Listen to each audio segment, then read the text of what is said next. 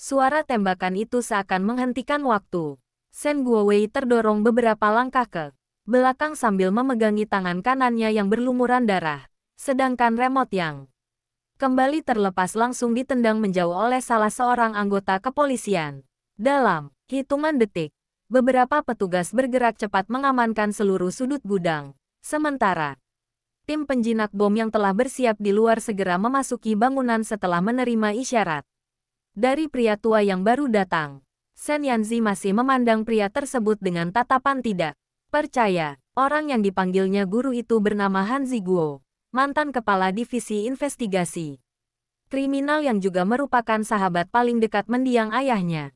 6 tahun sebelumnya, Han Ziguo mengundurkan diri secara tiba-tiba setelah menyatakan bahwa kasus kematian Shen Zheng Yuan dan kecelakaan Shen Yanzi menyisakan terlalu banyak kejanggalan yang tidak diizinkan untuk ia selidiki. Sejak saat itu keberadaannya seolah menghilang tanpa jejak. Kini, di tengah gudang tua yang dipenuhi ketegangan, pria itu akhirnya muncul kembali. Dengan langkah tenang ia berjalan mendekati Shen Guowei yang masih berusaha menahan rasa sakit. Sorot matanya dipenuhi kemarahan yang selama bertahun-tahun dipendam. Ia berkata bahwa selama semua orang mengira dirinya telah menyerah, ia justru diam-diam mengumpulkan bukti dari berbagai tempat, menunggu hingga seluruh potongan teka-teki benar-benar lengkap. Shen Guowei mencoba tersenyum sinis sambil mengatakan bahwa semua bukti sudah dihancurkan, tetapi Han Ziguo hanya menggeleng. Pelan, ia memberi isyarat kepada seorang penyidik muda yang kemudian membawa sebuah koper logam berisi puluhan map dan perangkat penyimpanan data.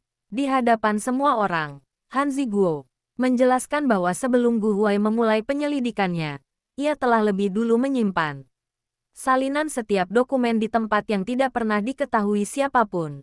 Bahkan beberapa saksi yang selama ini dianggap menghilang ternyata berada dalam perlindungan dirinya selama bertahun-tahun. Mendengar penjelasan itu, wajah Shen Guowei perlahan kehilangan ketenangannya. Untuk pertama kalinya sejak semua rahasia mulai terbongkar, ia menyadari bahwa rencana yang disusunnya dengan sangat rapi mulai runtuh sedikit demi sedikit. Tang Jia masih berdiri sambil memeluk map hitam yang kini terasa jauh lebih berat daripada sebelumnya. Seluruh tubuhnya gemetar bukan karena takut, melainkan karena semua kebenaran yang selama 5 tahun hanya menjadi dugaan kini perlahan berubah menjadi kenyataan. Shen Yanzi berjalan mendekatinya dengan langkah pelan, memastikan tidak ada seorang pun yang menghalangi di antara mereka. Ketika jarak mereka tinggal beberapa langkah, Tang Jia tidak lagi mampu menahan air mata yang sejak tadi dipaksanya tetap tertahan. Shen Yanzi tidak langsung menyentuhnya, ia hanya berdiri di hadapannya dengan mata yang sama-sama memerah. Di tengah kekacauan itu, tidak ada kata-kata yang mampu menggambarkan perasaan keduanya. Shen Yanzi akhirnya berkata lirih bahwa selama 5 tahun ia terus hidup dalam penyesalan karena telah menghukum perempuan yang justru paling melindunginya. Tang Jia menundukkan kepala. Ia mengaku bahwa selama 5 tahun itu pula dirinya berkali-kali ingin menjelaskan semuanya. Tetapi setiap kali teringat cek yang diberikan Ibu Shen Yanzi dan janji yang dipaksakan kepadanya, ia memilih memendam seluruh penderitaan seorang diri. Suara mereka tidak lagi dipenuhi kemarahan.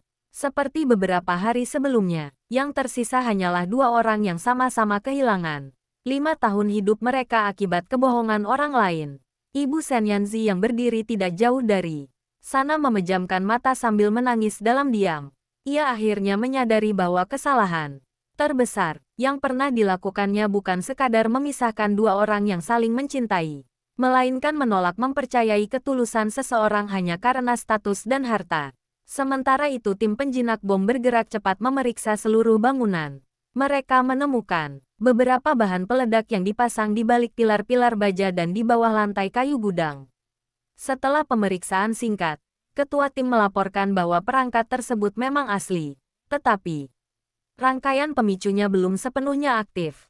Shen Guowei rupanya sengaja menggunakan ancaman ledakan sebagai alat tawar-menawar apabila situasi berubah di luar kendalinya. Walaupun demikian, jumlah bahan peledak yang ditemukan tetap cukup untuk menghancurkan seluruh gudang. Jika benar-benar diaktifkan, polisi segera memborgol seluruh anak buah Shen Guowei satu persatu. Namun ketika dua petugas hendak memborgol Shen Guowei, pria itu tiba-tiba tertawa keras. Tawanya bergema memenuhi gudang hingga membuat semua orang menoleh. Dengan wajah yang masih dipenuhi darah, ia mengatakan bahwa mereka terlalu cepat merayakan kemenangan.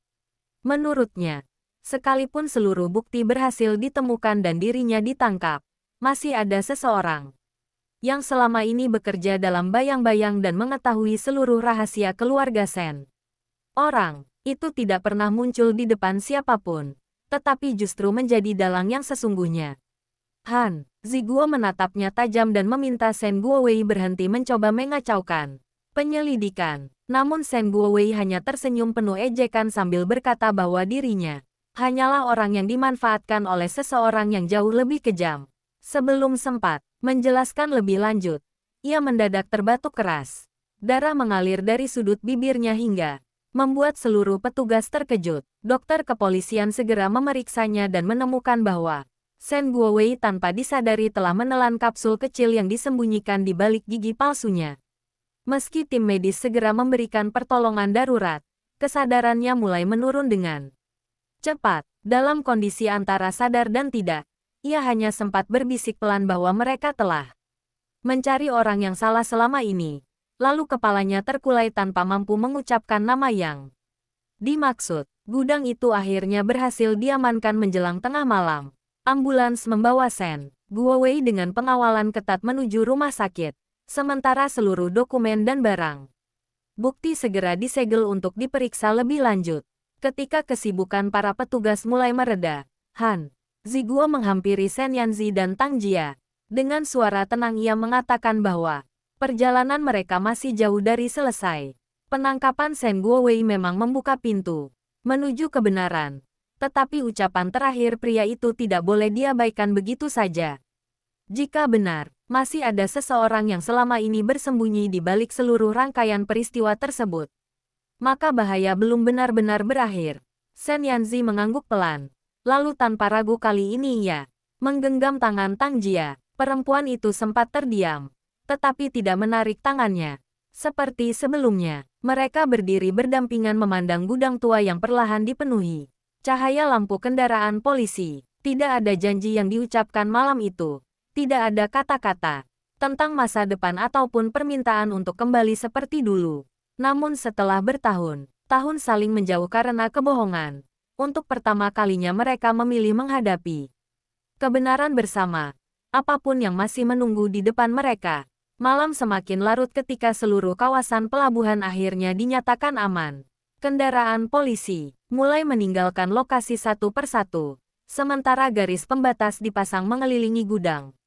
Sebagai bagian dari penyelidikan lanjutan, Shen Yanzi mengantar Tang Jia dan ibunya menuju mobil yang telah disiapkan kepolisian. Tetapi sebelum mereka sempat berangkat, Han Ziguo memanggil mereka kembali. Wajah pria tua itu tampak jauh lebih serius dibandingkan sebelumnya. Ia baru saja menerima laporan dari rumah sakit tempat Shen Guowei dirawat. Shen Guowei masih hidup, tetapi kondisinya sangat kritis akibat racun yang ditelannya. Tim dokter berhasil memperlambat penyebaran racun. Namun mereka belum dapat memastikan apakah pria itu akan kembali sadar. Mendengar kabar itu, Shen Yanzi justru tidak menunjukkan rasa lega. Ucapan terakhir pamannya terus terngiang di benaknya. Kalimat tentang seseorang yang bersembunyi di balik semua kejadian terasa terlalu spesifik untuk dianggap sekadar upaya mengacaukan penyelidikan. Han Ziguo kemudian mengeluarkan sebuah berkas tipis yang baru saja diterimanya dari laboratorium forensik. Di dalamnya terdapat hasil analisis sidik jari dari seluruh dokumen yang ditemukan di gudang. Hampir semua sidik jari berhasil diidentifikasi, kecuali satu. Sidik jari itu muncul pada beberapa dokumen penting yang berkaitan dengan kematian Shen Zhengyuan, tetapi tidak cocok dengan Shen Guowei maupun anak buahnya. Lebih mengejutkan lagi, sidik jari yang sama juga ditemukan pada laporan rumah sakit 6 tahun lalu dan pada map penyelidikan kecelakaan 5 tahun lalu. Artinya, ada seseorang yang terus bergerak di balik layar selama bertahun-tahun tanpa pernah Teridentifikasi. Han Ziguo berkata bahwa orang tersebut kemungkinan memiliki akses yang sangat luas, mampu memasuki rumah sakit, perusahaan, bahkan arsip kepolisian tanpa menimbulkan kecurigaan. Tang Jia yang mendengar penjelasan itu merasakan hawa dingin menjalar di punggungnya. Selama ini ia mengira semua penderitaan mereka berpusat pada Shen Guowei. Tetapi kini kenyataannya jauh lebih rumit. Shen Yanzi menggenggam map hasil forensik itu dengan erat. Ia berkata bahwa apapun yang terjadi, mereka tidak boleh lagi kehilangan siapapun hanya karena terlambat mengetahui kebenaran. Keesokan paginya Tang Jia kembali ke rumah bersama ayahnya setelah memberikan keterangan tambahan kepada penyidik. Tang Mingsheng yang sejak malam sebelumnya terus menunggu dengan cemas langsung memeluk putrinya begitu melihatnya masuk. Ketika mengetahui bahwa Shen Guowei telah ditangkap dan sebagian besar rahasia akhirnya terbongkar, lelaki tua itu menghela napas panjang. Namun ia juga melihat bahwa beban di wajah Tang Jia belum sepenuhnya hilang.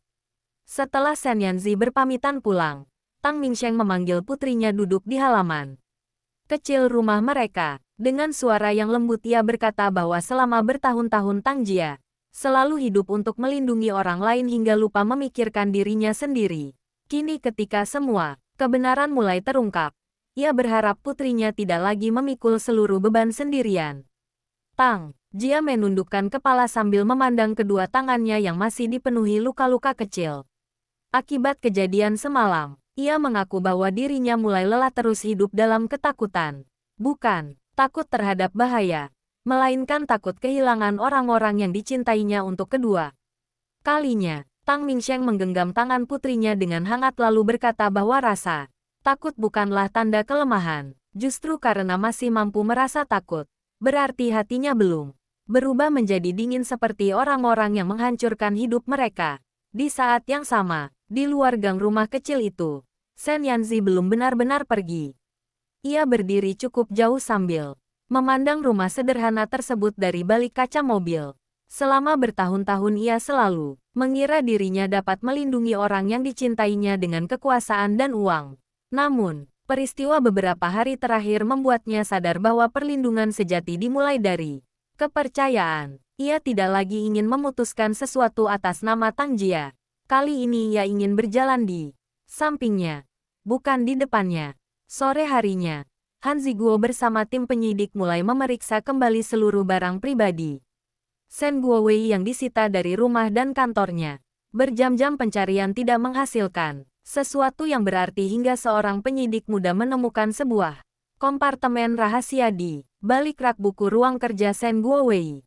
Di dalamnya hanya terdapat sebuah kotak kayu kecil yang dikunci menggunakan kombinasi angka. Setelah kotak itu berhasil dibuka, semua orang terdiam. Isinya bukan uang, bukan perhiasan, ataupun dokumen perusahaan. Di dalamnya tersimpan puluhan foto berbagai orang yang diambil secara diam-diam selama bertahun-tahun.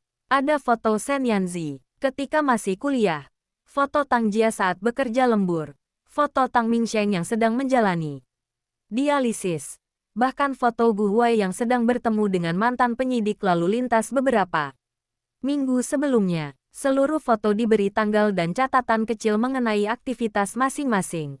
Yang paling mengerikan adalah foto terakhir di dasar kotak. Foto itu memperlihatkan Han Ziguo sedang berjalan keluar dari sebuah perpustakaan 3 bulan yang lalu.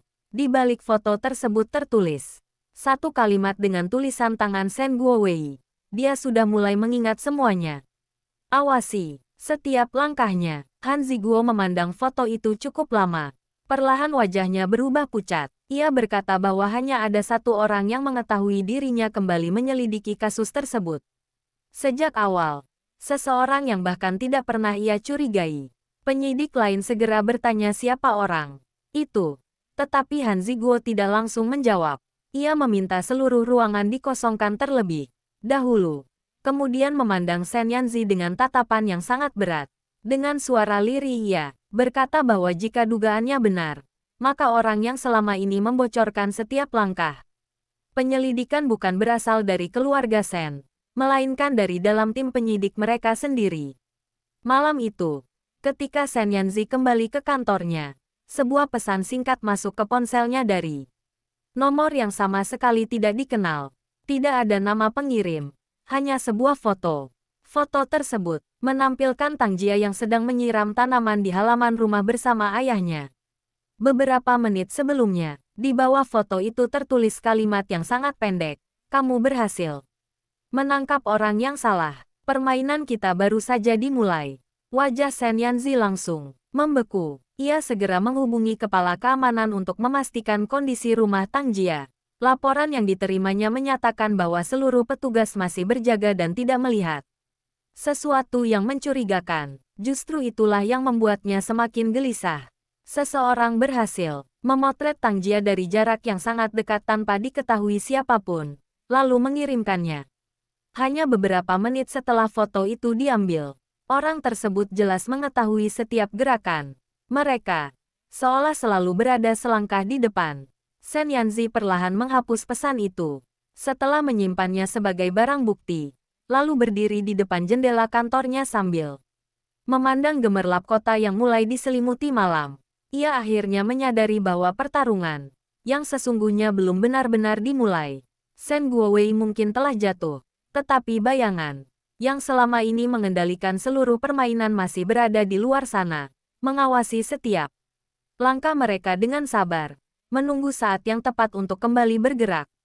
2 hari setelah pesan misterius itu diterima, seluruh tim penyelidik bekerja tanpa henti. Han Ziguo memutuskan menghentikan sementara semua rapat resmi dan mengganti sistem komunikasi mereka menjadi tatap muka. Ia tidak lagi mempercayai saluran telepon, surat elektronik, ataupun jaringan internal kepolisian. Semakin dalam mereka memeriksa setiap langkah penyelidikan selama 6 tahun terakhir, semakin jelas terlihat bahwa setiap kali mereka mendekati sebuah bukti penting, pihak lawan selalu mengetahui lebih dahulu. Hanya ada satu kemungkinan, seseorang dari dalam memang terus mengirimkan informasi secara diam-diam. Namun yang paling mengganggu pikiran Han Ziguo bukanlah keberadaan pengkhianat itu, melainkan kenyataan bahwa orang tersebut mengetahui bahkan rencana-rencana yang hanya dibicarakan di ruang penyelidikan tertutup. Sementara itu Shen Yanzi memindahkan seluruh pekerjaannya ke kantor cabang yang lokasinya dirahasiakan. Ia juga meningkatkan pengamanan di sekitar rumah Tang Jia tanpa membuat perempuan itu merasa diawasi secara berlebihan. Tang Jia sendiri mulai kembali menjalani rutinitas bekerja dan merawat ayahnya. Meskipun hidupnya tampak perlahan kembali normal, ia dapat merasakan ada mata yang terus memperhatikannya. Beberapa kali ketika berjalan pulang dari kantor, ia merasa seseorang sedang mengikuti dari kejauhan. Setiap kali ia menoleh, jalanan selalu tampak biasa. Orang-orang berlalu lalang seperti tidak terjadi apa-apa. Namun nalurinya mengatakan bahwa ancaman itu belum benar-benar hilang. Pada suatu sore, Tang Jia menerima kabar bahwa Tang Mingsheng harus menjalani pemeriksaan lanjutan karena hasil laboratorium terakhir menunjukkan adanya perubahan kecil pada kondisi ginjalnya. Ia segera mengajukan izin pulang lebih awal dan bergegas menuju rumah sakit. Setelah pemeriksaan selesai, dokter menjelaskan bahwa kondisi Tang Mingsheng relatif stabil, tetapi diperlukan beberapa tes tambahan untuk memastikan tidak ada komplikasi lain. Mendengar penjelasan tersebut, Tang Jia akhirnya sedikit lega. Ketika ia sedang membantu ayahnya berjalan menuju taman rumah sakit untuk menghirup udara segar, seorang petugas kebersihan tua yang sedang menyapu daun-daun kering mendekatinya. Lelaki itu tampak biasa saja, bahkan tidak pernah mengangkat kepalanya. Saat melewati Tang Jia, ia menjatuhkan sebuah amplop putih ke bangku taman tanpa sengaja menoleh. Beberapa detik kemudian ia sudah berjalan menjauh seolah tidak terjadi apa-apa. Tang Jia yang merasa aneh segera mengambil amplop itu. Di dalamnya terdapat sebuah kunci penyimpanan dan secari kertas yang hanya berisi satu kalimat. Loker nomor 21. Stasiun kereta lama. Datang sebelum pukul 9 malam. Jangan percaya siapapun yang memakai lencana penyidik. Kalimat terakhir membuat napas Tang Jia tertahan. Beberapa hari sebelumnya Han Ziguo sendiri telah mengatakan bahwa kemungkinan besar ada pengkhianat di dalam tim penyelidikan. Berarti orang yang mengirim pesan ini mengetahui keadaan mereka, bahkan Mengetahui bahwa mereka mulai mencurigai kebocoran dari dalam, Tang Jia segera memasukkan amplop itu ke dalam tas tanpa memberi tahu ayahnya. Namun dari kejauhan, tanpa disadari olehnya, seorang pria yang sedang berpura-pura membaca koran di taman rumah sakit diam-diam memotret seluruh kejadian tersebut menggunakan kamera kecil yang tersembunyi di balik halaman koran. Malam harinya Tang Jia tidak pergi sendirian. Setelah bergulat cukup lama dengan pikirannya, ia akhirnya memutuskan menghubungi Shen Yanzi. Ketika pria itu tiba di depan rumahnya, tidak ada lagi kecanggungan seperti beberapa waktu lalu. Tang Jia hanya mengeluarkan amplop putih itu dan menyerahkannya tanpa banyak bicara. Shen Yanzi membaca isi surat tersebut dengan wajah yang semakin serius. Ia langsung menghubungi Han Ziguo, tetapi pria tua itu justru meminta mereka tidak mengubah rencana. Menurutnya, jika benar ada pengkhianat di dalam tim, maka terlalu banyak polisi yang bergerak justru akan membuat pihak lawan menghilangkan semua jejak. Mereka akhirnya menyusun sebuah rencana sederhana.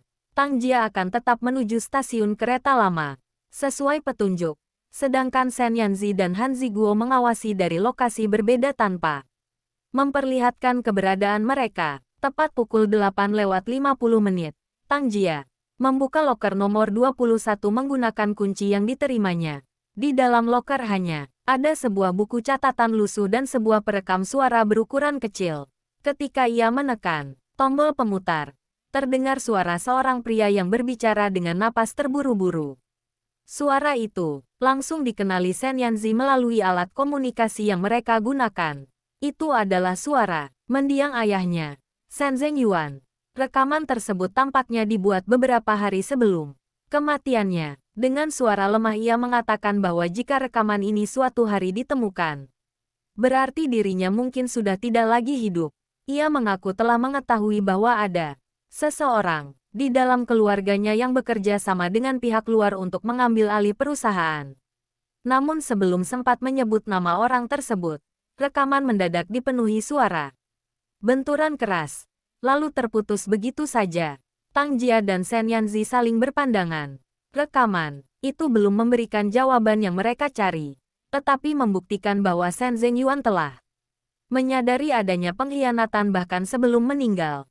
Pada saat yang sama, beberapa ratus meter dari stasiun kereta lama, di dalam sebuah gedung kosong yang menghadap langsung ke lokasi loker penyimpanan, seorang pria bertubuh kurus berdiri di depan jendela sambil memegang teropong.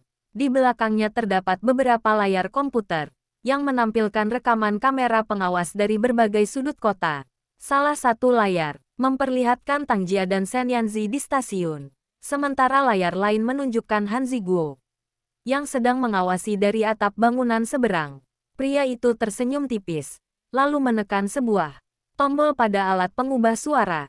Ia menghubungi nomor yang tersimpan tanpa nama. Setelah panggilan tersambung, ia berkata dengan nada tenang bahwa semua bidak telah bergerak persis seperti yang diperkirakan. Tidak ada jawaban dari seberang. Beberapa detik kemudian panggilan berakhir begitu saja. Pria itu meletakkan alat tersebut, lalu membuka laci meja. Di dalamnya tersimpan sebuah foto lama yang memperlihatkan Shen Zhengyuan, Han Ziguo, Gu Huai, dan seorang pria keempat yang wajahnya sengaja dicoret dengan tinta hitam hingga tidak dapat dikenali. Dengan ujung jarinya ia menyentuh bagian foto yang telah dicoret itu, kemudian tersenyum pelan. Di luar jendela, hujan mulai turun membasahi rel-rel tua stasiun yang telah lama tidak digunakan. Sementara permainan yang sesungguhnya perlahan mulai memperlihatkan bahwa akar dari seluruh tragedi itu ternyata telah tumbuh jauh sebelum Shen Yanzi dan Tang Jia saling mengenal. Hujan turun semakin deras ketika Tang Jia dan Shen Yanzi meninggalkan stasiun kereta lama. Mereka tidak banyak berbicara sepanjang perjalanan. Rekaman suara Shen Zhengyuan terus terngiang di benak keduanya, terutama bagian ketika ia mengatakan telah mengetahui adanya pengkhianatan di dalam keluarganya sebelum kematiannya. Kalimat itu mengubah seluruh arah penyelidikan. Jika selama ini mereka mengira semua rencana jahat dimulai oleh Shen Guowei, kini semakin jelas bahwa akar permasalahan telah tumbuh jauh lebih lama. Han Ziguo meminta seluruh barang yang ditemukan di loker dibawa ke laboratorium forensik. Buku catatan lusuh itu ternyata dipenuhi kode angka, singkatan nama, serta jadwal pertemuan yang sekilas tampak seperti catatan bisnis biasa. Namun ketika seorang analis mulai mencocokkan tanggal-tanggal tersebut dengan arsip perusahaan grup Sen, ditemukan kecocokan yang mengejutkan. Hampir setiap tanggal yang tercatat di buku itu bertepatan dengan keputusan-keputusan penting perusahaan, mulai dari perpindahan saham, pengangkatan direksi baru, hingga proyek investasi bernilai miliaran yuan. Lebih aneh lagi, pada setiap tanggal itu selalu ada satu nama yang muncul berulang kali dengan hanya menggunakan huruf L. Tidak ada nama lengkap, tidak ada jabatan, hanya satu huruf yang ditulis dengan tinta merah. Han Ziguo memandangi huruf tersebut cukup lama.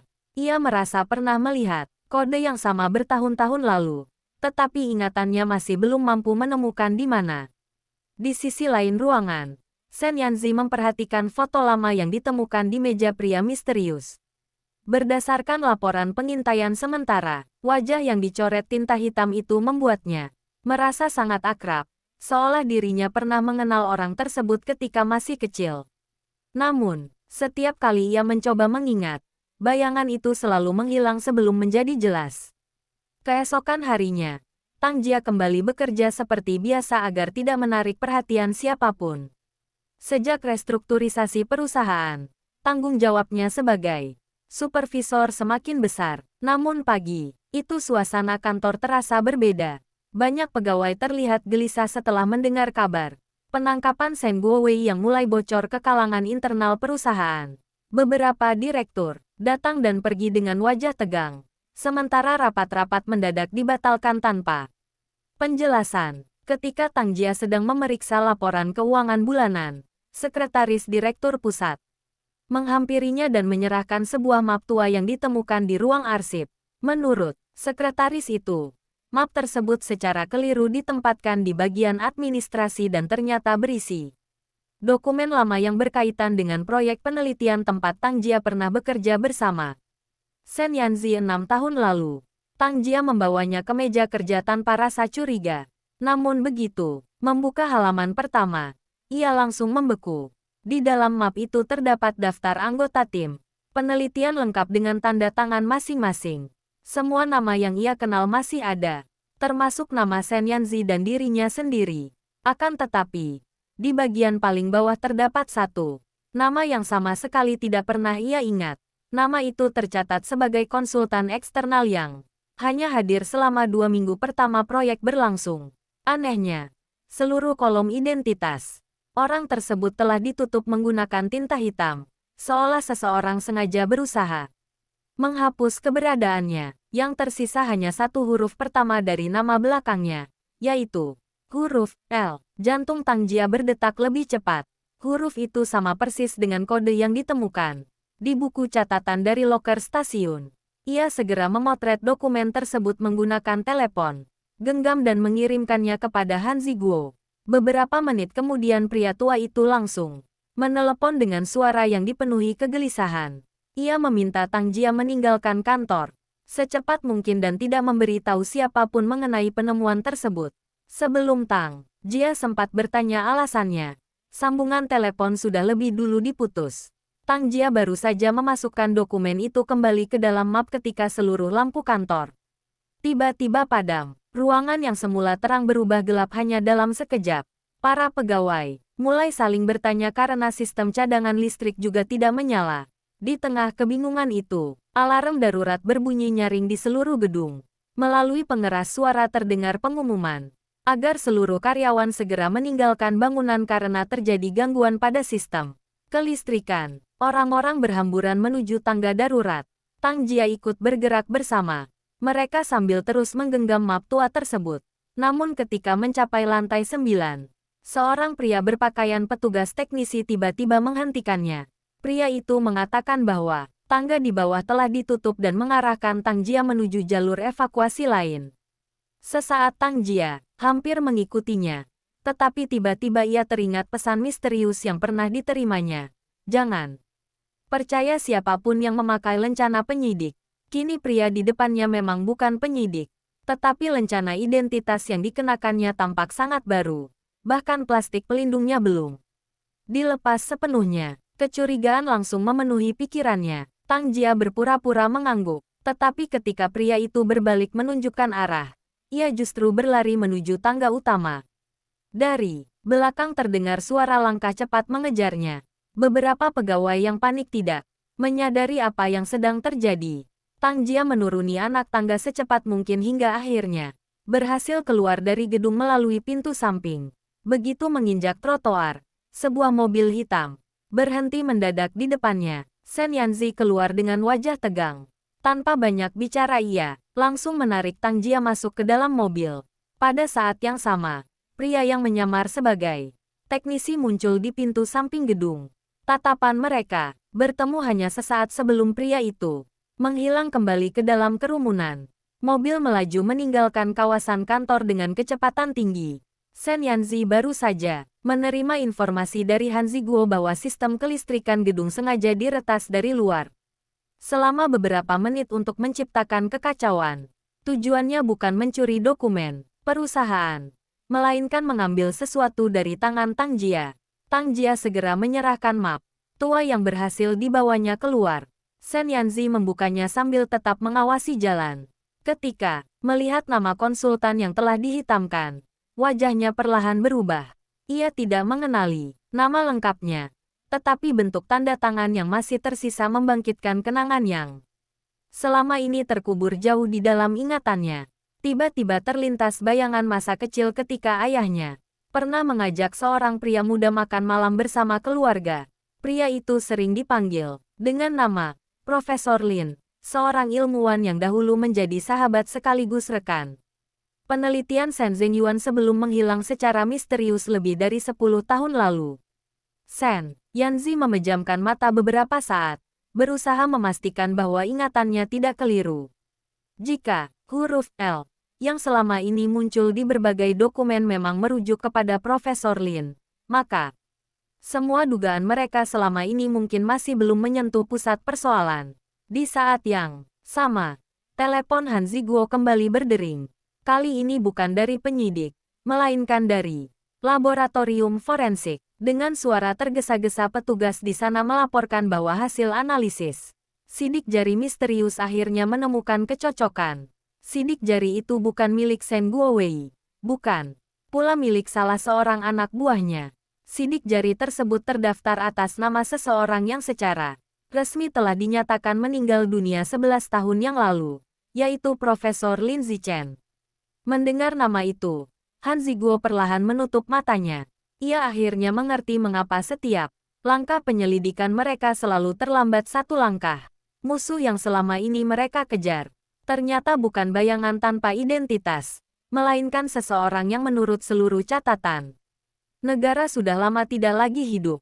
Nama Profesor Lin Zichen menggantung di udara ruang rapat sementara tidak seorang pun mampu mengucapkan sepatah kata. Han Ziguo berdiri memandangi layar komputer yang menampilkan hasil pencocokan sidik jari. Di sana jelas tertulis bahwa sidik jari misterius yang selama bertahun-tahun muncul pada berbagai dokumen rahasia memang identik dengan sidik jari Lin Zichen yang tersimpan di arsip nasional sebelum pria itu dinyatakan meninggal 11 tahun silam akibat kebakaran laboratorium penelitian. Shen Yanzi memejamkan mata, berusaha mengingat kembali.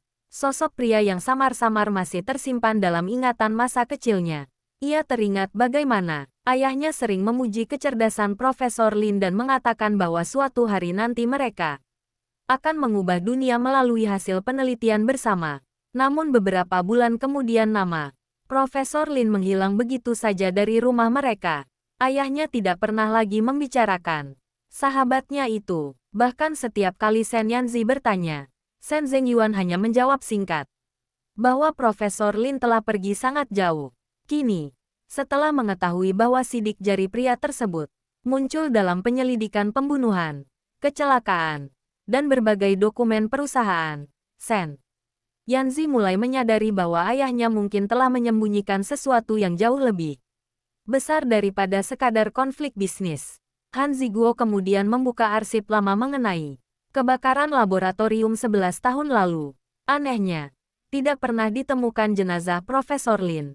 Yang ditemukan hanyalah beberapa potong tulang yang rusak parah dan kemudian langsung diidentifikasi melalui metode yang saat itu masih sangat sederhana.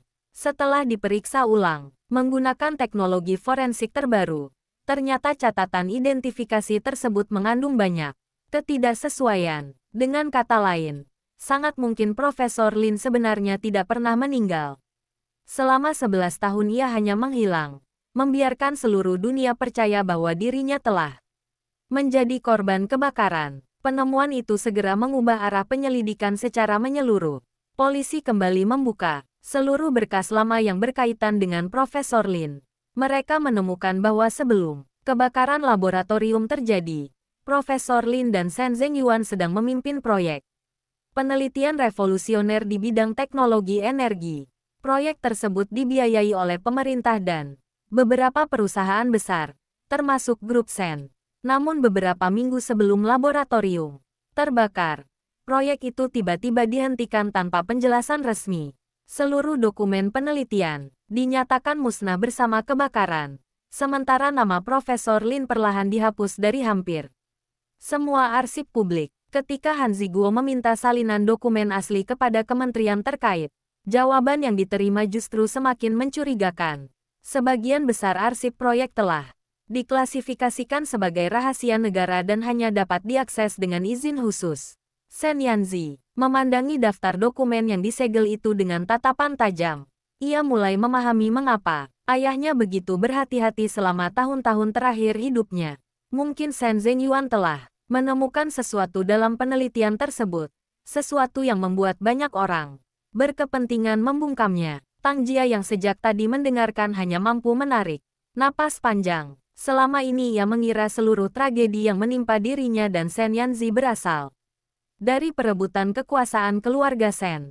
Namun kini persoalannya berkembang jauh melampaui urusan keluarga. Ada kemungkinan bahwa penelitian lama ayah Shen Yanzi menjadi alasan sebenarnya di balik semua kematian, pengkhianatan, dan kebohongan yang telah menghancurkan begitu banyak kehidupan. Sore harinya Shen Yanzi memutuskan mengunjungi rumah sakit untuk menemui Shen Guowei yang masih berada dalam pengawasan ketat.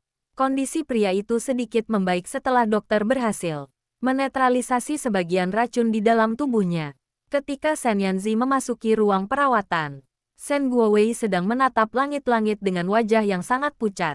Tidak ada lagi kesombongan seperti sebelumnya. Ia tampak seperti seorang lelaki tua yang seluruh kekuatannya telah habis. Shen Yanzi duduk di samping ranjang tanpa mengucapkan salam. Setelah beberapa saat hening, ia akhirnya menyebut satu nama, Profesor Lin Zichen. Seketika mata Shen Guowei membelalak. Reaksi singkat itu sudah cukup menjadi jawaban.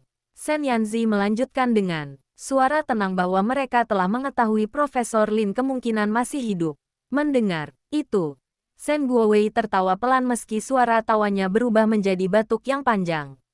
Dengan napas yang tersengal-sengal ia berkata bahwa selama ini semua orang memang terlalu sibuk mengejarnya hingga lupa melihat orang yang benar-benar mengendalikan permainan. Ia mengakui bahwa dirinya melakukan banyak kejahatan, memalsukan dokumen, mengambil alih perusahaan, bahkan mengatur kecelakaan Shen Yanzi. Namun semua itu dilakukan karena dirinya percaya bahwa hanya dengan bekerja sama dengan Profesor Lin ia dapat memperoleh kekuasaan yang tidak pernah mampu diraih selama hidup di bawah bayang-bayang kakaknya. Shen Yanzi bertanya di mana Profesor Lin berada sekarang. Shen Guowei hanya tersenyum lemah sambil menggeleng. Ia berkata bahwa bahkan dirinya tidak pernah mengetahui tempat persembunyian pria tersebut. Mereka hanya berkomunikasi melalui perantara yang selalu berganti-ganti. Profesor Lin tidak pernah mempercayai siapapun, bahkan sekutunya sendiri. Sebelum Shen Yanzi sempat bertanya lebih jauh, monitor di samping ranjang tiba-tiba berbunyi tidak teratur. Dokter dan perawat segera memasuki ruangan. Shen Yanzi terpaksa mundur ketika tim medis mulai melakukan tindakan darurat. Di tengah kekacauan itu, Shen Guowei sempat menggenggam lengan Shen Yanzi. Dengan sisa tenaganya lalu berbisik sangat pelan. Kalau ingin menemukan dia, Jangan cari ilmuwannya. Carilah murid yang paling dibencinya. Setelah mengucapkan kalimat itu, kesadarannya kembali menghilang. Malam itu Han Ziguo menerima kabar baru dari laboratorium forensik mengenai buku catatan yang ditemukan di loker stasiun. Setelah berjam-jam memecahkan kode angka di dalamnya, para analis berhasil menemukan pola tersembunyi yang mengarah pada koordinat sebuah tempat di pegunungan pinggiran kota. Lokasi tersebut dulunya merupakan pusat penelitian lama yang telah ditutup sejak kebakaran 11 tahun lalu. Menurut catatan pemerintah, bangunan itu sudah lama kosong dan dijadwalkan untuk dihancurkan. Tetapi citra satelit terbaru menunjukkan adanya aktivitas listrik yang masih berlangsung hingga beberapa minggu sebelumnya. Han Ziguo segera menunjukkan foto udara lokasi itu kepada Shen Yanzi dan Tang Jia. Di tengah hutan yang lebat, tampak sebuah kompleks bangunan tua dengan atap yang telah dipenuhi lumut. Salah satu gedung masih mengeluarkan cahaya redup pada malam hari, meskipun secara resmi tidak ada seorang pun yang seharusnya berada di sana. Shen Yanzi memandangi foto tersebut cukup lama. Nalurinya mengatakan bahwa perjalanan mereka selama ini akhirnya mengarah ke tempat yang sama. Tempat seluruh rahasia bermula 11 tahun lalu. Tanpa mereka sadari, pada saat yang sama, di dalam kompleks penelitian tua itu, seorang pria berambut mulai memutih sedang berdiri di depan dinding kaca besar sambil memandangi puluhan layar monitor. Salah satu layar memperlihatkan Shen Yanzi, Tang Jia, dan Han Ziguo yang sedang menatap foto udara kompleks tersebut. Pria itu tersenyum tipis, lalu mematikan layar dengan satu sentuhan jari. Di atas meja kerjanya tergeletak sebuah foto lama yang memperlihatkan dirinya berdiri berdampingan dengan Shen Zhengyuan. Ketika keduanya masih muda, di sudut kanan bawah foto itu tertulis sebuah kalimat dengan tinta yang mulai pudar. Proyek Fajar akan mengubah masa depan. Pria itu menatap tulisan tersebut beberapa saat sebelum berbisik pelan kepada dirinya sendiri bahwa setelah 11 tahun menunggu, akhirnya putra Shen Zhengyuan berhasil sampai di pintu yang memang sejak awal telah disiapkan untuknya. Keesokan paginya udara di markas penyelidikan dipenuhi ketegangan yang sulit dijelaskan.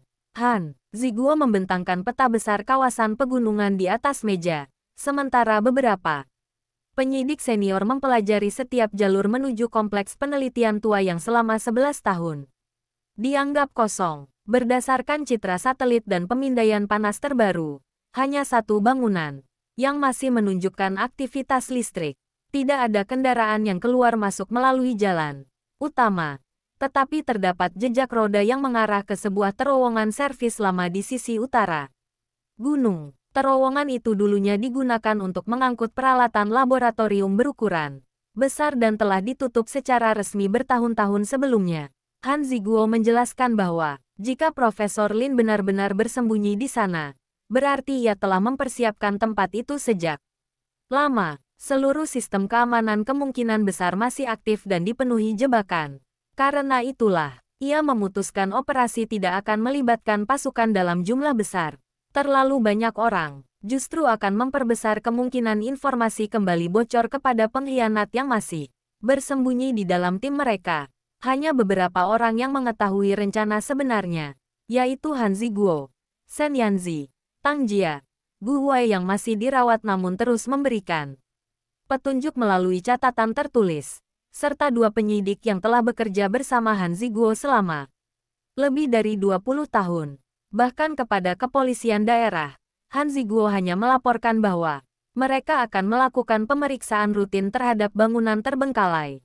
Sementara itu Tang Jia memandangi foto udara kompleks penelitian tersebut dengan perasaan yang semakin berat. Ia tidak memahami dunia penelitian seperti Shen Yanzi dan ayahnya dahulu. Tetapi ia merasa seluruh penderitaan mereka selama bertahun-tahun perlahan membawanya menuju tempat itu. Shen Yanzi yang berdiri di sampingnya menyadari kegelisahan tersebut. Untuk pertama kalinya sejak mereka dipertemukan kembali, ia menggenggam tangan Tang Jia tanpa keraguan. Kali ini Tang Jia tidak melepaskannya. Ia hanya mengangguk pelan seolah mengatakan bahwa apapun yang menunggu di ujung perjalanan, mereka akan menghadapinya bersama. Menjelang sore rombongan kecil itu bergerak menuju pegunungan menggunakan dua kendaraan. Tanpa tanda pengenal, semakin jauh mereka meninggalkan kota. Jalanan semakin sempit dan dipenuhi kabut. Setelah hampir 2 jam perjalanan, kendaraan berhenti di depan sebuah gerbang besi tua yang tertutup tanaman liar. Lambang proyek penelitian yang telah memudar masih terlihat samar di bagian atas gerbang. Han Ziguo mengeluarkan kunci tua yang selama bertahun-tahun disimpannya sebagai barang bukti. Kunci itu ternyata masih dapat membuka gembok utama. Begitu gerbang terbuka, udara lembab bercampur aroma logam tua langsung menyambut mereka. Kompleks penelitian itu jauh lebih besar daripada yang terlihat pada foto udara. Beberapa gedung telah runtuh dimakan waktu, tetapi bangunan utama di tengah kompleks masih berdiri kokoh. Jendela-jendelanya tertutup rapat oleh tirai baja, sementara kabel-kabel listrik baru terlihat menghubungkan gedung itu dengan sebuah generator yang disembunyikan di balik bukit kecil. Han Ziguo segera memberi isyarat agar semua orang bergerak dengan hati-hati. Ketika mereka memasuki aula utama, debu tebal memenuhi lantai. Namun anehnya tidak terlihat jejak sarang laba. Laba di beberapa bagian, itu berarti tempat tersebut masih rutin dibersihkan. Di salah satu dinding, tergantung papan besar berisi foto seluruh anggota proyek Fajar 11 tahun silam. Sen Yanzi berjalan mendekat. Ia langsung mengenali wajah ayahnya yang masih muda. Di samping Sen, Zheng Yuan berdiri Profesor Lin Zichen dengan senyum penuh keyakinan. Namun perhatian Sen Yanzi tertuju pada sosok ketiga yang berdiri di belakang mereka. Pria itu mengenakan jas laboratorium dan wajahnya sangat muda, tetapi mata serta bentuk rahangnya terasa begitu familiar. Sen Yanzi mencoba mengingat, lalu perlahan wajahnya berubah. Ia pernah melihat pria itu beberapa kali ketika masih kecil. Ayahnya selalu memanggilnya sebagai asisten paling berbakat, Profesor Lin. Namun yang membuat Sen Yanzi membeku adalah tulisan kecil di bawah foto tersebut. Nama pria itu adalah Luo Wenkai. Huruf pertama nama keluarganya adalah huruf L. Selama ini mereka mengira kode L merujuk kepada Lin Zichen, tetapi bisa jadi seluruh petunjuk justru mengarah kepada Luo Wenkai, murid yang menurut ucapan Sen Guowei paling dibenci oleh Profesor Lin. Belum sempat mereka mendiskusikan penemuan itu, terdengar suara generator mulai berdengung lebih keras. Lampu-lampu tua di langit-langit bangunan menyala satu persatu, menerangi lorong. Lorong yang sebelumnya gelap gulita. Di ujung aula, sebuah pintu baja perlahan terbuka secara otomatis disertai suara mekanis yang menggema ke seluruh kompleks. Han Ziguo segera mengangkat senjatanya, sementara dua penyidik lain mengambil posisi berlindung. Namun tidak ada seorang pun yang keluar dari balik pintu. Sebaliknya, terdengar suara seorang pria melalui pengeras. Suara yang tersembunyi di langit-langit.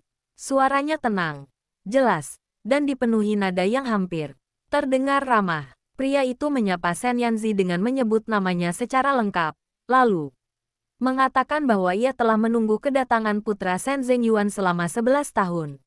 Ia juga menyebut Tang Jia sebagai perempuan yang memiliki keberanian jauh melampaui perkiraannya. Sen Yanzi langsung mengenali nada suara tersebut. Itu bukan suara Profesor Lin yang pernah ia dengar dalam rekaman lama. Suara ini jauh lebih muda.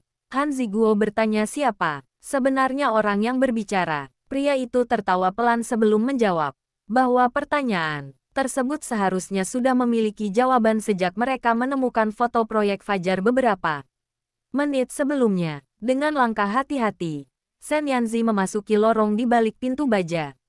Lorong itu berakhir pada sebuah ruang kendali besar yang dipenuhi komputer modern, sangat kontras dengan bangunan tua di sekelilingnya. Di tengah ruangan berdiri seorang pria berusia sekitar 40 tahun dengan jas laboratorium putih yang bersih tanpa sedikit pun debu. Wajahnya tenang, rambutnya tersisir rapi, dan di dadanya tergantung kartu identitas lama bertuliskan, Luo Wenkai. Pria itu tersenyum tipis kepada mereka.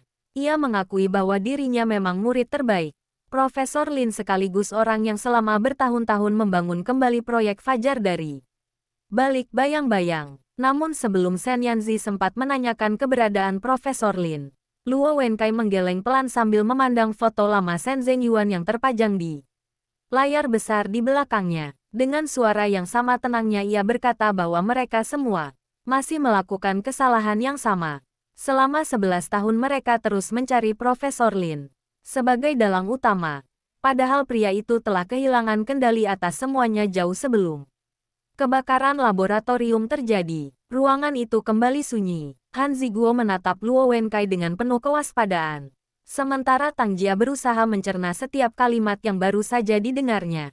Luo Wenkai perlahan berjalan menuju sebuah meja kaca di tengah ruangan, lalu meletakkan sebuah buku harian tua yang sampulnya telah memudar. Ia mengatakan bahwa buku itu milik Shen Zhengyuan dan seharusnya diwariskan kepada Shen Yanzi sejak lama. Namun sebelum menyerahkannya, ia ingin Shen Yanzi mengetahui satu kenyataan yang selama ini disembunyikan semua orang. Menurut Luo Wenkai, proyek Fajar memang dimulai oleh Profesor Lin dan Shen Zhengyuan sebagai penelitian ilmiah murni. Akan tetapi, ketika hasil penelitian itu mulai menunjukkan potensi yang luar biasa, banyak pihak berusaha menguasainya, termasuk orang-orang dari luar perusahaan dan luar negeri. Shen Zhengyuan ingin menghentikan proyek tersebut karena menyadari risikonya, sedangkan Profesor Lin bersikeras melanjutkannya demi mewujudkan impian yang telah mereka bangun bersama. Perbedaan itu berkembang menjadi konflik besar yang akhirnya memecah seluruh tim penelitian. Luo Wenkai menatap Shen Yanzi dengan sorot mata yang sulit ditebak sebelum melanjutkan bahwa ayahnya memang dibunuh, tetapi bukan karena perebutan perusahaan semata. Shen Zhengyuan dibunuh karena menolak menyerahkan sesuatu yang jauh lebih berharga daripada seluruh kekayaan grup Shen. Setelah mengucapkan kalimat itu, Luo Wenkai perlahan mendorong buku harian tua tersebut ke arah Shen Yanzi. Sementara di layar belakangnya mulai muncul sebuah berkas digital dengan judul yang membuat seluruh ruangan membeku. Daftar seluruh peserta proyek Fajar yang masih hidup. Di dalam daftar itu, nama pertama yang muncul bukanlah Profesor Lin Zichen, melainkan seseorang yang selama ini tidak pernah dicurigai oleh siapapun. Semua mata langsung tertuju pada layar besar yang memenuhi dinding ruang kendali. Tidak seorang pun mengalihkan pandangan ketika nama pertama perlahan muncul di bawah judul Daftar seluruh peserta proyek Fajar yang masih hidup. Shen Yanzi merasakan dadanya berdegup semakin cepat.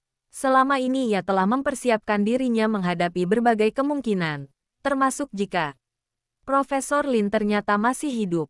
Namun nama yang muncul di layar justru membuat seluruh ruangan terdiam. Nama itu bukan milik Profesor Lin, bukan pula Luo Wenkai. Yang muncul adalah Dr. Surong. Han Ziguo langsung membelalakkan mata. Ia mengenal nama itu dengan sangat baik. Dr. Surong adalah dokter senior yang selama bertahun-tahun dipercaya menangani kesehatan Shen Zhengyuan sebelum kematiannya. Setelah Shen Zhengyuan meninggal, dokter tersebut mengundurkan diri dari rumah sakit dan dikabarkan pindah ke luar negeri untuk menjalani masa pensiun. Tidak seorang pun pernah menghubungkannya dengan proyek Fajar. Luo Wenkai memperhatikan reaksi mereka dengan tenang, lalu menjelaskan bahwa inilah kesalahan terbesar yang selama ini dilakukan semua penyelidik. Semua orang selalu mencari ilmuwan, direktur, perusahaan, atau orang-orang yang memiliki kekuasaan. Padahal orang yang paling berbahaya justru seseorang yang setiap hari berada di sisi Shen Zhengyuan tanpa pernah dicurigai. Sebagai dokter pribadi, Surong memiliki akses terhadap seluruh kondisi kesehatan Shen Zhengyuan, mengetahui setiap jadwal pemeriksaan, setiap obat yang diminum, bahkan memiliki kesempatan mengubah pengobatan tanpa menimbulkan kecurigaan. Tang Jia langsung teringat hasil laboratorium yang pernah mereka temukan di gudang lama, mengenai obat yang dicampur zat lain hingga memperburuk kondisi jantung ayah Shen Yanzi. Selama ini mereka mengira Shen Guowei yang mengatur semuanya, tetapi ternyata orang yang benar-benar memiliki kesempatan melakukannya adalah dokter yang dipercaya keluarga mereka sendiri. Luo Wenkai kemudian membuka berkas lain di layar. Puluhan dokumen rahasia mulai bermunculan. Satu demi satu, ada salinan komunikasi terenkripsi, catatan transaksi bertahun-tahun, hingga foto. Foto pertemuan yang tidak pernah muncul dalam penyelidikan sebelumnya. Salah satu foto memperlihatkan Dr. Surong duduk bersama Profesor Lin dan Shen Guowei di sebuah restoran. Kecil 8 tahun lalu. Foto lain menunjukkan Surong bertemu seseorang di bandara 2 hari. Setelah kebakaran laboratorium 11 tahun silam. Wajah orang itu sengaja tertutup topi. Tetapi, ketika gambar diperbesar, Han Ziguo langsung mengenali bekas luka kecil di pelipis kirinya. Bekas luka itu hanya dimiliki Profesor Lin Zichen. Ruangan kembali dipenuhi kesunyian. Luo Wenkai berkata bahwa kebakaran laboratorium memang benar terjadi. Tetapi sebelum api membesar, Profesor Lin telah keluar melalui jalur evakuasi bawah tanah yang hanya diketahui oleh beberapa anggota inti proyek. Dunia percaya ia telah meninggal karena Surong sendiri yang menandatangani laporan identifikasi korban. Sejak saat itu Profesor Lin menghilang, sementara Surong tetap berada di dekat keluarga Sen untuk memastikan tidak ada seorang pun yang mengetahui apa yang sebenarnya terjadi. Sen Guowei hanyalah orang yang dimanfaatkan untuk menjalankan pekerjaan kotor. Sebagai imbalannya, ia dijanjikan kendali atas grup Sen ketika semua rencana selesai. Namun Profesor Lin tidak pernah berniat menyerahkan apapun kepadanya. Baginya, Sen Guowei hanyalah bidak yang mudah dikendalikan. Sen Yanzi menggenggam buku harian ayahnya yang baru diterimanya. Dengan tangan yang sedikit gemetar ia membuka halaman pertama. Tulisan tangan Sen Zhengyuan langsung memenuhi pandangannya. Sang ayah menulis bahwa proyek Fajar pada awalnya bertujuan menciptakan teknologi penyimpanan energi berkapasitas tinggi yang dapat digunakan untuk daerah-daerah terpencil dan bencana alam. Namun setelah hasil penelitian menunjukkan potensi luar biasa, beberapa pihak luar mulai berusaha mengambil alih proyek tersebut untuk kepentingan militer dan ekonomi. Sen Zhengyuan menulis bahwa ia menolak menjual penelitian itu, sedangkan Profesor Lin mulai berubah. Ambisi yang semula lahir dari keinginan membantu banyak orang perlahan berubah menjadi obsesi untuk mengendalikan teknologi tersebut. Pada halaman-halaman terakhir, tulisan tangan Sen Zhengyuan menjadi semakin berantakan. Ia menuliskan bahwa dirinya mulai mencurigai Surong karena beberapa hasil pemeriksaan kesehatannya tidak pernah sesuai dengan kondisi tubuh yang ia rasakan. Ia bahkan menyebut bahwa hanya ada satu salinan lengkap hasil penelitian proyek Fajar yang belum pernah ditemukan siapapun. Salinan itu tidak disimpan di laboratorium, tidak pula di perusahaan. Sen Zhengyuan menulis bahwa ia memilih tempat yang bahkan tidak akan pernah dicurigai Profesor Lin. Sen Yanzi membalik halaman terakhir dengan napas tertahan. Namun bagian yang seharusnya berisi lokasi penyimpanan telah disobek dengan sangat rapi. Bekas sobekan itu tampak sudah terjadi bertahun-tahun lalu. Luo Wenkai mengangguk pelan. Ia mengatakan bahwa halaman itu memang hilang sejak buku tersebut jatuh ke tangan Profesor Lin 11 tahun lalu. Namun Profesor Lin juga tidak pernah menemukannya. Halaman itu diambil lebih dulu oleh seseorang yang tidak pernah mereka duga. Belum sempat Sen Yanzi bertanya siapa orang tersebut, seluruh layar di ruang kendali mendadak berkedip serempak. Lampu ruangan meredup selama beberapa detik. Lalu seluruh monitor menampilkan gambar yang sama. Seorang pria tua berambut putih duduk tenang di sebuah ruangan yang tidak dikenal. Wajahnya tampak jauh lebih tua dibandingkan foto 11 tahun lalu. Tetapi tidak ada keraguan sedikit pun bahwa pria itu adalah Profesor Lin Zichen. Ia menatap langsung ke arah kamera seolah mengetahui bahwa Sen Yanzi dan yang lainnya sedang menyaksikannya. Dengan suara tenang ia mengucapkan selamat kepada Sen Yanzi karena akhirnya berhasil sampai sejauh itu. Ia mengatakan bahwa semua petunjuk memang sengaja dibiarkan agar putra Sen Zhengyuan dapat menemukan kompleks penelitian tersebut. Luo Wenkai tidak tampak terkejut melihat kemunculan gurunya. Justru ekspresinya berubah dingin. Seolah pertemuan itu sudah lama dinantikannya. Profesor Lin kemudian memandang Luo Wenkai melalui layar dan tersenyum tipis. Ia berkata bahwa murid terbaiknya ternyata akhirnya memilih berpihak kepada putra Sen Zhengyuan. Luo Wenkai tidak menjawab. Profesor Lin kembali mengalihkan pandangannya kepada Sen Yanzi. Dengan nada yang tetap tenang, ia mengatakan bahwa mereka semua telah membuang terlalu banyak waktu mengejar masa lalu. Kini saatnya memilih masa depan. Ia mengungkapkan bahwa halaman terakhir buku harian Sen Zhengyuan memang berada di tangan seseorang yang masih hidup hingga hari ini. Seseorang yang selama ini selalu berada sangat dekat dengan Sen Yanzi dan Tang Jia. Sebelum menyebut nama orang itu, layar tiba-tiba dipenuhi gangguan sinyal. Gambar, Profesor Lin mulai terputus-putus disertai suara dengung keras. Dalam beberapa detik berikutnya, seluruh monitor mendadak mati bersamaan, menyisakan ruangan yang kembali sunyi. Luo Wenkai perlahan mengangkat kepalanya, dengan wajah yang untuk pertama kalinya terlihat benar-benar tegang. Ia berkata bahwa Profesor Lin tidak mungkin menghubungi mereka secara langsung kecuali satu hal telah terjadi, tempat persembunyian mereka baru saja ditemukan. Dan mulai detik itu, bukan hanya Sen Yanzi yang sedang memburu Profesor Lin, tetapi Profesor Lin juga telah mulai memburu mereka semua. Suasana di ruang kendali berubah dalam sekejap. Tidak ada lagi yang memikirkan rekaman Profesor Lin ataupun halaman terakhir buku harian Sen Zhengyuan. Semua perhatian tertuju pada peringatan Luo Wenkai. Ia segera berlari menuju salah satu konsol utama dan mulai mengetik.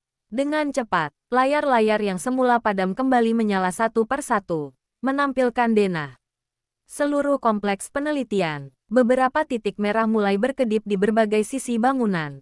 Luo Wenkai menarik napas panjang sebelum berkata bahwa sistem keamanan luar baru saja mendeteksi beberapa penyusup yang memasuki kawasan laboratorium melalui jalur servis bawah tanah, yang membuatnya semakin khawatir. Orang-orang itu sama sekali tidak berusaha menyembunyikan keberadaan mereka. Mereka bergerak dengan formasi yang sangat teratur, seolah sudah mengetahui setiap lorong dan setiap pintu rahasia di kompleks tersebut. Han Ziguo segera memerintahkan dua penyidik memeriksa pintu masuk utama, tetapi belum sempat mereka bergerak. Salah satu kamera pengawas memperlihatkan sosok-sosok berpakaian hitam yang telah mencapai ruang generator. Dalam hitungan detik seluruh aliran listrik cadangan terputus. Lampu ruangan berganti ke mode darurat dengan cahaya merah redup yang membuat seluruh laboratorium tampak jauh lebih mencekam. Sen Yanzi berdiri di depan Tang Jia tanpa sadar, seolah tubuhnya sendiri menjadi pelindung bagi perempuan itu. Tang Jia memperhatikan punggung pria tersebut dalam diam. 5 tahun lalu, ketika hidup mereka dihancurkan oleh kesalahpahaman, ia selalu berharap Sen Yanzi suatu hari akan berdiri di sisinya dan mempercayainya. Kini, di tengah bahaya yang semakin nyata, pria itu benar-benar melakukannya tanpa perlu mengucapkan satu janji pun. Perasaan yang selama bertahun-tahun berusaha ia kubur kembali memenuhi dadanya. Tetapi, kali ini ia tidak membiarkan emosi menguasai pikirannya. Ia tahu bahwa jika mereka gagal keluar dari tempat itu, semua kebenaran yang baru saja ditemukan akan hilang untuk kedua kalinya. Luo Wenkai membuka sebuah panel besi tersembunyi di balik rak arsip. Di balik panel itu terdapat lorong sempit yang mengarah ke bagian bawah laboratorium. Ia menjelaskan bahwa lorong tersebut dibangun sebagai jalur evakuasi apabila terjadi kebakaran, tetapi hanya sedikit orang yang mengetahui keberadaannya. Menurutnya, seluruh data asli proyek Fajar tidak pernah disimpan di ruang kendali utama, melainkan di ruang penyimpanan bawah tanah yang hanya dapat diakses melalui lorong itu. Sen Yanzi langsung memahami maksudnya. Profesor Lin kemungkinan besar datang bukan untuk membunuh mereka, melainkan untuk mengambil kembali seluruh data penelitian yang selama ini tersembunyi di kompleks tersebut. Han Ziguo sempat menaruh curiga kepada Luo Wenkai karena pria itu selama bertahun-tahun bekerja di bawah Profesor Lin. Namun, Luo Wenkai hanya tersenyum pahit. Ia mengaku bahwa selama 11 tahun dirinya memang membantu sang guru membangun kembali laboratorium rahasia. Tetapi semua itu dilakukan karena ia masih percaya bahwa Profesor Lin ingin menyelesaikan cita-cita mereka. Baru beberapa tahun terakhir ia menyadari bahwa penelitian itu telah berubah menjadi alat untuk memperoleh kekuasaan. Ketika mencoba menghentikannya, dirinya justru diburu oleh orang-orang yang dahulu bekerja bersamanya. Oleh karena itulah ia sengaja meninggalkan jejak-jejak kecil yang akhirnya membawa Sen Yanzi dan Han Ziguo ke kompleks penelitian tersebut. Tang Jia mendengarkan pengakuan itu sambil memegang erat buku harian Sen Zhengyuan. Ia mulai memahami bahwa Luo Wenkai bukanlah musuh yang mereka cari, melainkan seseorang yang selama ini berusaha menebus kesalahannya dengan cara yang sangat berbahaya. Belum sempat mereka memasuki lorong bawah tanah, suara ledakan keras mengguncang seluruh bangunan. Debu berjatuhan dari langit-langit, sementara sirene darurat yang telah lama tidak digunakan kembali meraung memenuhi kompleks penelitian. Salah satu layar yang masih berfungsi memperlihatkan pintu utama laboratorium telah berhasil dijebol dari luar. Belasan pria bersenjata memasuki gedung dengan perlengkapan lengkap. Mereka bergerak cepat menuju ruang kendali, tanpa membuang waktu memeriksa ruangan lain. Di depan rombongan itu berjalan seorang pria, berusia sekitar 60 tahun dengan jas abu-abu sederhana. Rambutnya telah memutih seluruhnya, tetapi langkahnya tetap tegap. Begitu wajahnya terlihat jelas di layar, Luo Wenkai langsung memejamkan mata. Dengan suara lirih ia berkata bahwa Profesor Lin akhirnya datang sendiri. Sen Yanzi memperhatikan wajah pria yang selama 11 tahun hanya hidup dalam bayang-bayang cerita. Tidak tampak sedikit pun kegilaan ataupun kemarahan pada raut wajah Profesor Lin. Yang terlihat justru ketenangan seorang ilmuwan yang merasa seluruh langkahnya selalu diperhitungkan dengan sempurna. Profesor Lin berhenti di depan kamera pengawas yang tergantung di lorong utama, lalu perlahan mengangkat pandangannya tepat ke arah lensa. Senyuman tipis muncul di wajahnya, seolah ia mengetahui bahwa Sen Yanzi sedang melihatnya. Dari ruang kendali, dengan sangat tenang ia mengangkat sebuah kartu identitas tua ke depan kamera. Kartu itu milik Sen Zhengyuan. Di bagian belakang kartu masih tergantung sebuah kunci logam kecil yang belum pernah dilihat Sen Yanzi sebelumnya. Profesor Lin kemudian memasukkan kembali kartu itu ke dalam saku jasnya dan melanjutkan langkahnya tanpa tergesa-gesa. Luo Wenkai langsung berubah pucat. Ia berkata bahwa selama ini mereka semua mencari halaman terakhir buku harian Sen Zhengyuan, padahal petunjuk yang sesungguhnya bukan berada pada halaman yang hilang itu. Halaman tersebut hanya menjelaskan keberadaan kunci logam yang selama ini selalu dibawa Sen Zhengyuan kemanapun ia pergi.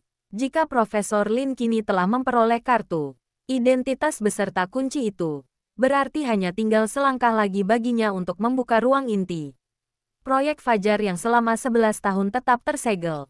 Han Ziguo segera memerintahkan semua orang bergerak menuju lorong bawah tanah. Mereka memasuki terowongan sempit yang dipenuhi pipa-pipa tua sambil membawa seluruh dokumen penting dan buku harian Sen Zhengyuan. Di belakang mereka, suara langkah kaki para anak buah Profesor Lin mulai terdengar semakin dekat. Terowongan itu berakhir pada sebuah pintu baja bundar dengan lambang proyek Fajar yang masih utuh. Di bagian tengah pintu terdapat lubang kunci kecil yang bentuknya persis seperti kunci logam pada kartu identitas Sen Zhengyuan yang baru saja diperlihatkan Profesor Lin melalui kamera. Sen Yanzi merasakan jantungnya berdegup semakin cepat. Jika Luo Wenkai benar, maka Profesor Lin hanya tinggal beberapa menit lagi untuk mencapai tempat yang sama. Namun tepat ketika mereka sedang mencari cara membuka pintu tanpa kunci tersebut, Tang Jia yang sejak tadi memperhatikan buku harian Sen Zhengyuan menyadari sesuatu. Pada sampul bagian dalam buku itu terdapat lekukan tipis yang selama ini tampak seperti hiasan biasa. Ketika ia menekannya perlahan, sebuah kepingan logam kecil tersembunyi meluncur keluar dari balik sampul. Bentuknya sangat mirip dengan separuh anak kunci. Luo Wenkai langsung membelalak. Dengan napas tertahan ia berkata bahwa Sen Zhengyuan ternyata membagi kunci itu menjadi dua bagian. Profesor Lin memang telah memperoleh satu bagian yang tergantung pada kartu identitas, tetapi tanpa separuh bagian yang tersembunyi di dalam buku harian. Pintu ruang inti tidak akan pernah bisa dibuka. Di saat yang sama, dari ujung lorong terdengar langkah kaki yang perlahan mendekat disertai suara tepuk tangan yang bergema di sepanjang terowongan. Suara Profesor Lin terdengar tenang di balik gema lorong. Ia memuji kecerdikan Sen Zhengyuan yang masih mampu mengejutkannya bahkan setelah bertahun-tahun meninggal. Lalu dengan nada yang tetap tenang, ia berkata bahwa kini permainan mereka benar-benar memasuki babak terakhir. Karena untuk membuka pintu itu, dirinya dan Sen Yanzi sama-sama membutuhkan sesuatu yang dimiliki oleh pihak lawan. Berhadapan di dua sisi lorong sempit yang hanya diterangi lampu darurat berwarna merah, Sen Yanzi dan Profesor Lin saling memandang tanpa sepatah kata selama beberapa detik yang terasa begitu panjang. Di belakang Shen Yanzi berdiri Tang Jia, Han Ziguo, Luo Wenkai, serta dua penyidik yang masih menggenggam senjata dengan waspada. Di sisi lain lorong, Profesor Lin berdiri sendirian, beberapa langkah di depan anak buahnya, seolah tidak sedikit pun merasa terancam. Wajah pria tua itu tetap tenang, bahkan nyaris tidak menunjukkan emosi. Ia memandangi kepingan logam kecil yang berada di tangan Tang Jia, kemudian mengeluarkan separuh kunci lainnya yang selama ini tergantung di balik kartu identitas Shen Zhengyuan.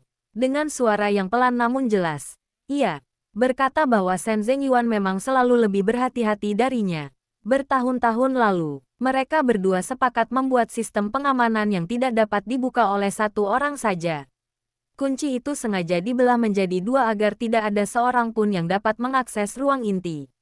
Tanpa persetujuan pihak lainnya, Profesor Lin mengaku bahwa selama 11 tahun ia berhasil menemukan hampir seluruh rahasia yang ditinggalkan Shen Zhengyuan, tetapi ia tidak pernah menduga bahwa sahabat lamanya akan menyembunyikan separuh kunci di tempat yang begitu sederhana, yaitu di balik sampul buku harian yang selama ini dianggap hanya berisi catatan pribadi. Ia menatap Shen Yanzi dengan sorot mata yang sulit dijelaskan. Tidak ada kebencian di dalamnya, hanya penyesalan yang bercampur dengan ambisi yang telah mengakar terlalu dalam. Ia berkata bahwa ayah Shen Yanzi sebenarnya adalah ilmuwan paling brilian yang pernah dikenalnya. Mereka pernah bermimpi bersama untuk mengubah masa depan manusia melalui proyek Fajar. Namun, ketika hasil penelitian mulai menunjukkan potensi yang jauh melampaui dugaan, Shen Zhengyuan justru ingin menghentikan semuanya. Menurut Profesor Lin, sahabatnya itu menjadi terlalu takut pada kemungkinan penyalahgunaan teknologi tersebut. Sebaliknya, ia percaya bahwa pengetahuan tidak boleh dikubur hanya karena manusia belum siap menggunakannya. Perbedaan keyakinan, itulah yang perlahan menghancurkan persahabatan mereka. Shen Yanzi mendengarkan semua penjelasan itu tanpa memotong sedikit pun. Setelah Profesor Lin selesai berbicara, ia mengangkat buku harian ayahnya dan membuka halaman terakhir yang masih utuh. Dengan suara tenang ia membacakan satu kalimat yang ditulis Shen Zhengyuan beberapa hari sebelum kematiannya, bahwa ilmu pengetahuan tidak pernah menjadi musuh manusia, tetapi keserakahan manusialah yang selalu mengubah ilmu menjadi bencana. Kalimat sederhana itu membuat senyum Profesor Lin perlahan memudar. Untuk pertama kalinya, wajahnya menunjukkan kesedihan yang selama ini disembunyikan di balik ketenangan. Keheningan itu pecah ketika salah seorang anak buah Profesor Lin yang berdiri di belakang tanpa izin tiba-tiba mengangkat senjatanya dan membidik ke arah Shen Yanzi. Gerakan itu begitu cepat, hingga hampir tidak ada yang sempat bereaksi. Namun sebelum pelatuk sempat ditekan, Profesor Lin justru berbalik dan menepis laras senjata tersebut dengan keras. Suara letusan menggema, memenuhi lorong. Tetapi peluru hanya menghantam langit-langit beton hingga serpihan semen berjatuhan. Semua orang langsung mengangkat senjata masing-masing. Profesor Lin berdiri di antara kedua kubu sambil menatap tajam anak buahnya. Dengan nada dingin ia mengatakan bahwa tidak seorang pun boleh menembak Shen Yanzi. Perintah itu membuat bahkan orang-orang kepercayaannya sendiri tampak kebingungan. Salah seorang di antara mereka berkata bahwa mereka datang untuk mengambil ruang inti dan menghilangkan semua saksi. Profesor Lin hanya menggeleng pelan. Ia berkata bahwa membunuh Shen Yanzi sama saja dengan mengubur satu-satunya orang yang masih mampu memahami seluruh penelitian Shen Zhengyuan. Tang Jia memperhatikan percakapan itu dengan penuh keheranan.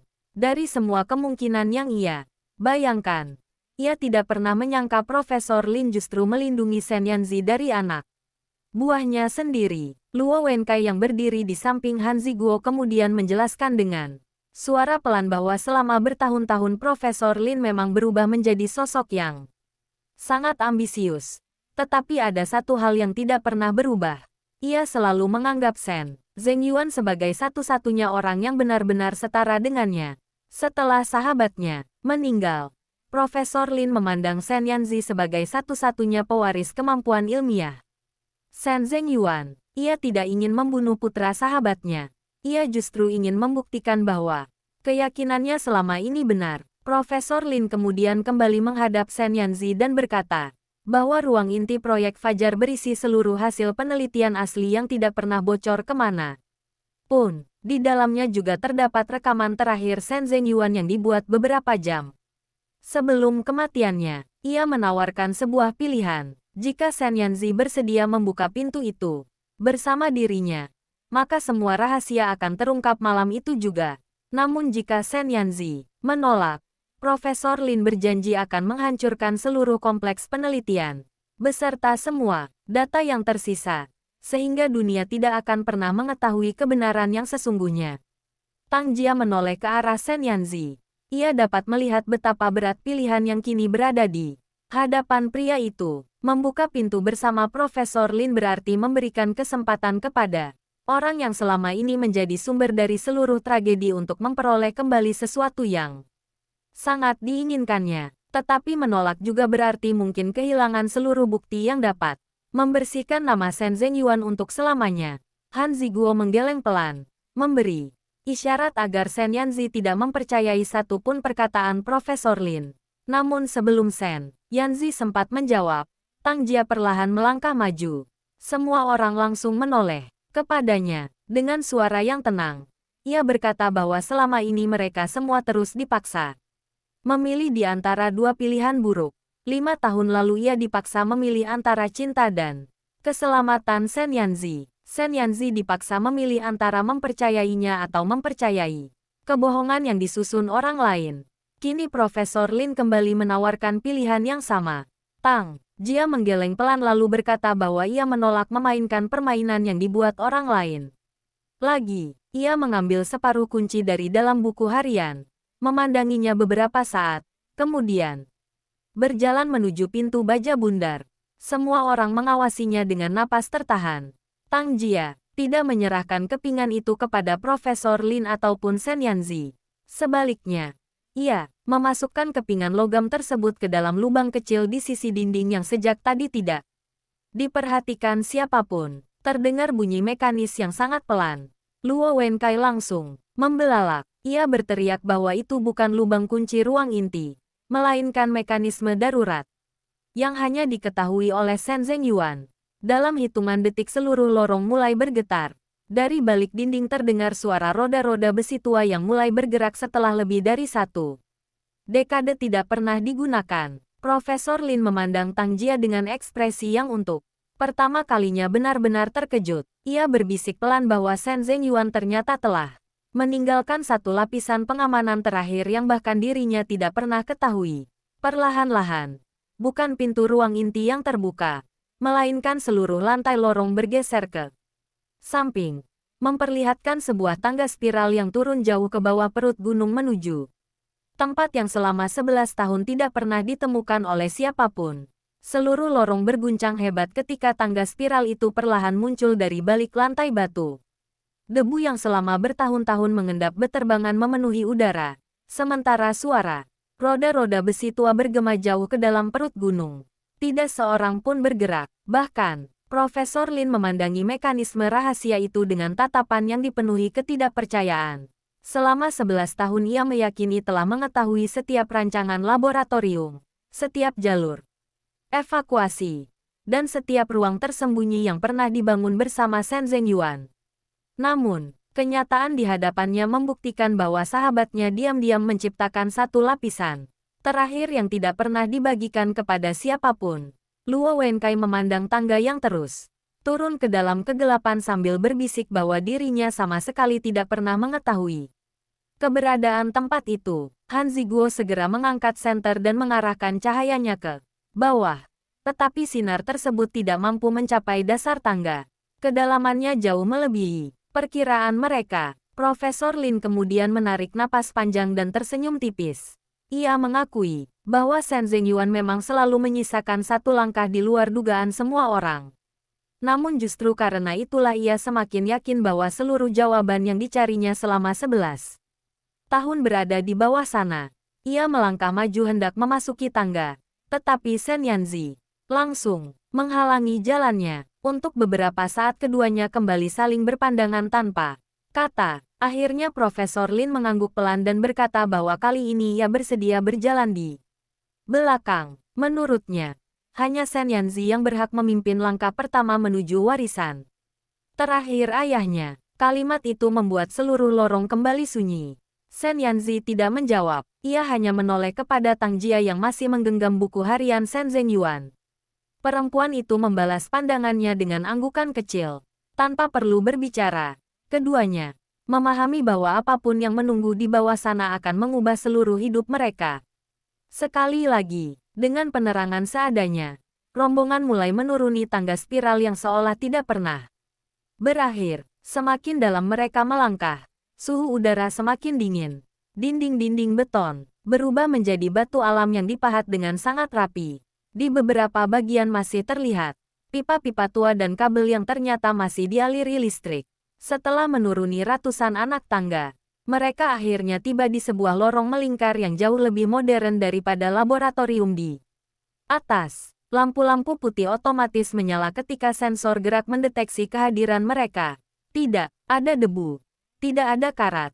Bahkan udara di dalam ruangan terasa bersih seperti baru digunakan kemarin. Di sepanjang lorong berdiri puluhan lemari kaca yang berisi berbagai prototipe perangkat penelitian. Tang Jia tidak memahami fungsi benda-benda tersebut, tetapi ia dapat melihat betapa terkejutnya Shen Yanzi, Luo Wenkai, bahkan Profesor Lin sendiri. Beberapa alat yang mereka lihat merupakan rancangan yang secara resmi baru ditemukan dunia beberapa tahun terakhir. Artinya, Shen Zhengyuan telah menciptakan teknologi itu jauh lebih awal, tetapi sengaja tidak pernah mempublikasikannya. Di ujung lorong terdapat sebuah pintu transparan yang hanya memiliki satu panel kecil bertuliskan ruang warisan. Tidak ada lubang kunci ataupun papan sandi. Hanya sebuah pemindai telapak tangan yang telah lama tidak digunakan. Profesor Lin tersenyum pahit. Ia berkata bahwa hanya Shen Zhengyuan yang dapat membuka pintu itu. Luo Wenkai menggeleng dan menjelaskan bahwa pemindai generasi pertama seringkali menggunakan data biologis keluarga sebagai cadangan. Dengan sedikit keraguan, Shen Yanzi meletakkan telapak tangannya di atas panel tersebut. Seluruh ruangan langsung dipenuhi suara dengung halus. Garis-garis cahaya biru bergerak memindai sidik jari dan struktur pembuluh darah di tangannya. Beberapa detik kemudian, terdengar suara elektronik yang telah lama tertidur. Identitas terverifikasi. Selamat datang kembali, keluarga Shen. Pintu transparan perlahan terbuka, memperlihatkan sebuah ruangan luas yang tetap utuh meski telah tersembunyi selama 11 tahun.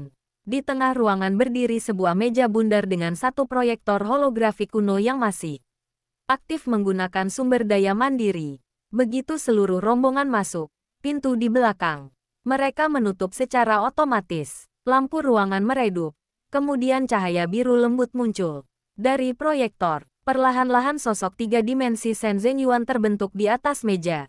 Wajahnya tampak persis seperti 11 tahun lalu, lengkap dengan senyum tenang yang selama ini hanya hidup dalam kenangan Shen Yanzi. Seluruh ruangan membeku. Shen Yanzi tidak mampu mengucapkan sepatah kata pun. Profesor Lin sendiri tanpa sadar melangkah mundur beberapa langkah. Rekaman itu mulai berbicara. Shen Zhengyuan mengatakan bahwa jika seseorang berhasil mencapai ruang warisan, berarti seluruh lapisan perlindungan yang ia bangun